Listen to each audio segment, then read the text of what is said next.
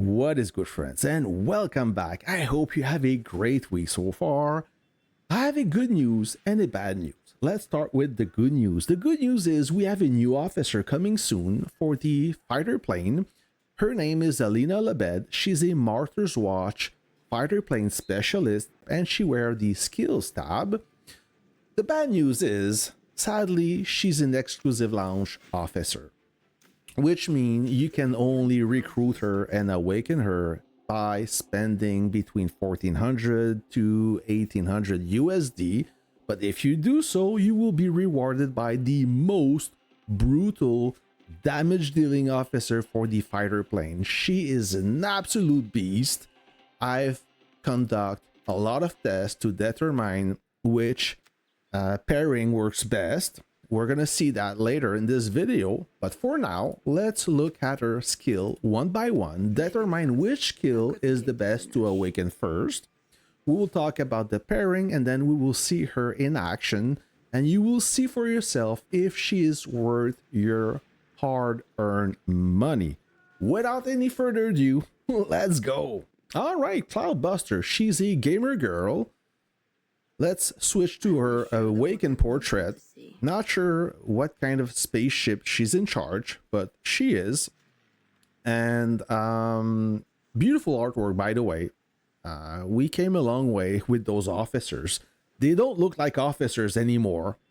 Otherwise, I would enroll the Air Force right away. So let's begin with her first skill, the tactical one called Hot Loop.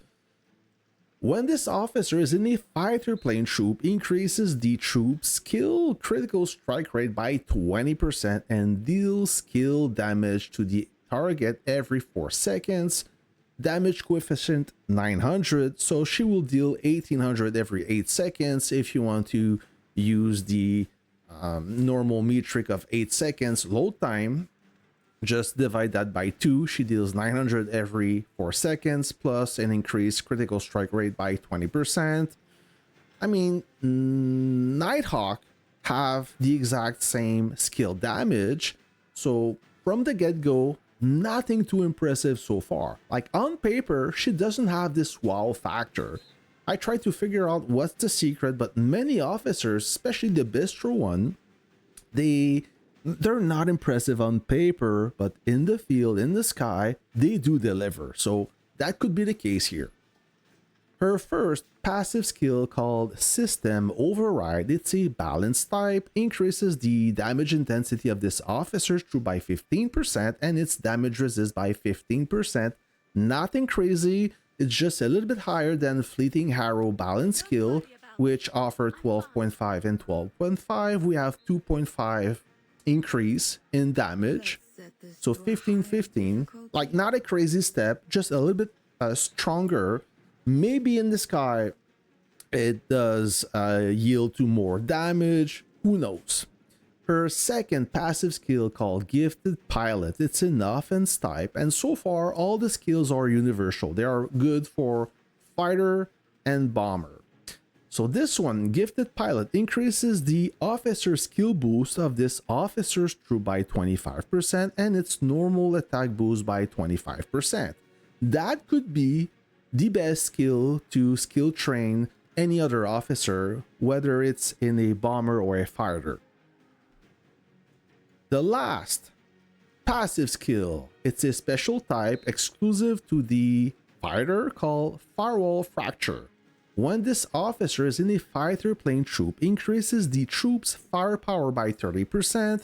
That is standard nowadays. Whenever this troop deals skill damage, reduces the target's damage resist by 3% for 8 seconds. Each fighter plane can trigger this effect one time every 4 seconds, stacking up to 10 times. 3% times 10, 30% damage resist reduction, which is a great debuff. Be careful if you decide to skill train an officer with this skill. It will only work on an officer that will deal skill damage, which is not always the case. You just have to be aware of that. But once you do, the damage, the debuff is quite interesting. So it could be a good skill to train with, as long as your officer will deal some skill damage. Once you level all those 4 skills to level 5, you will unlock the payload injection. When this officer is in a fighter plane troop, increases the troop's damage resist by 15% whenever the troop lands a critical strike with an officer skill, which will happen. Increases its skill critical damage by 10% for 8 seconds. So damage resist increased by 15% and skill critical damage increased by 10%. For an awakened skill, that doesn't sound crazy. But like I said, I mean, maybe in the field or in the sky, she does deliver, and we're gonna find that soon in the test sequence. So how I did my test, it's simple. Now pay attention. With the new version coming soon, we have this officer pick right there. If you click on that and you go to Air Force and Fighter Plane tab, you have 4 recommended pairing. 2 are for the free-to-play, okay, and 2 are for the spenders. So we're gonna pay attention to the 2 last pairing, the recommended pairing. So how I conduct the test is simple. I paired a fighter with Cloudbuster and Nighthawk, which is the recommend pairing, and I agree with the recommendation. It's on point. And that pairing went against any other popular pairing, and I can tell you right away that that pairing could defeat almost everyone except one pairing that we will see in the test sequence. If you run 2 jets, I understand not everyone can run 2 jets, but if you're lucky to run 2 jets, your tanking jet should be manned by Fleeting Arrow and Silver Fox, which is the best solution for a tanking jet or a sponge jet, and your damage dealing jet should be manned by Cloudbuster and Nighthawk. If you can realize that, if you have the money or the patience to equip your 2 jets by those 4 heroes, you will be unkillable in the sky. Unless the opponent is much stronger than you in collector or technology, but if you're up there in terms of power and you're a late game commander, you really want to dominate the sky, this pairing is the goal. There's no better solution than that. I tried everything, and I can tell you with confidence that you're not getting shut down by running those 4 heroes. All right, so we're going to look at the test sequence, and I will comment as the test goes. Guys, if you have any questions, just let me know in the comments below. Maybe I forgot some officers, but just to keep this video efficient and not too boring, I kind of took the most popular officers, right? So let's have a look at the test sequence, shall we? Let's commence the test with Nighthawk and Bladewing, the worst pairing against Cloudbuster and Nighthawk. Despite being a dynamic duo, a preferred duo by many commanders, in that case, they did horrible against Cloudbuster. And keep in mind that both test accounts are identical. There's no buff difference, no tech difference. So in the real world, the effect will be more dramatic if you have a slight advantage in power. So almost dead, a few units left. There you go.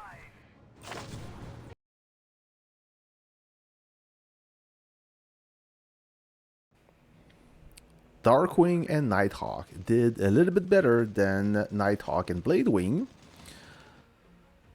There is a pattern here where when Cloudbuster and Nighthawk enter combat, they start losing HP quicker. It seems like they're about to lose, but once Nighthawk loses 75% of his HP, they start to kick it in the high gear and take over the battle.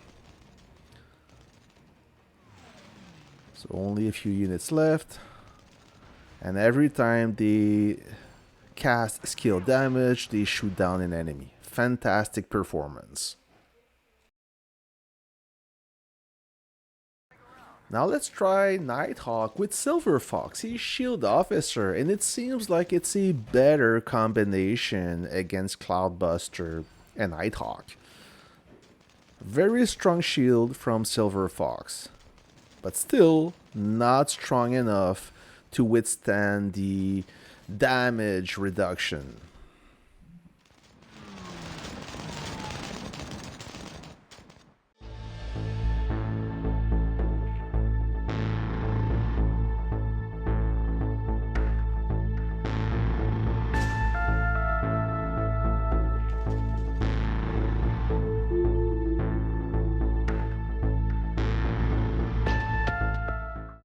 Let's try with Fleeting Arrow and Darkwing, two Bistro officers, older officers, but Bistro nonetheless.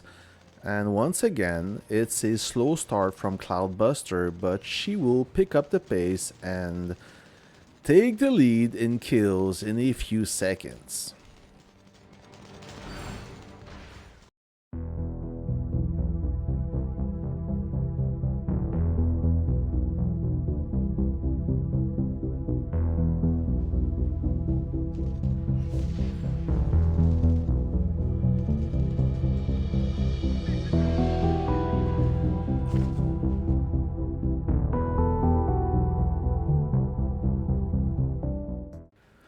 Surprisingly, Darkwing and Skyjockey did awesome against Cloudbuster and Nighthawk, but not good enough to defeat that pairing.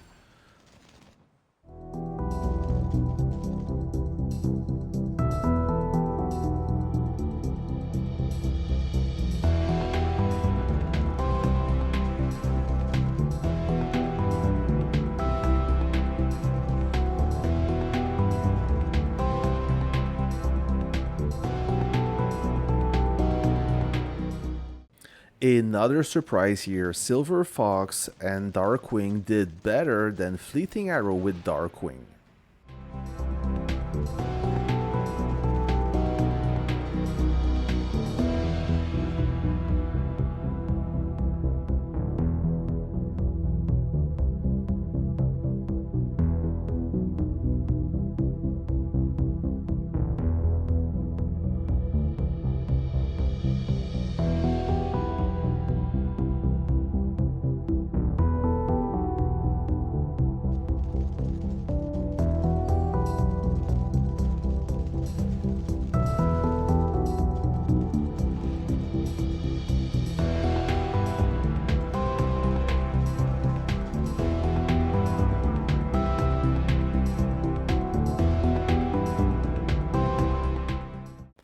And now for the grand finale, Silver Fox and Fleeting Arrow, the only officer pairing that could withstand the onslaught of Cloudbuster and Nighthawk. Let me know in the comments if you have the intention to awaken Cloudbuster. She is the real deal, she's amazing, she deals a lot of damage, and she does fantastic with Nighthawk. Thanks for watching, and I'll catch you on the next one. See ya!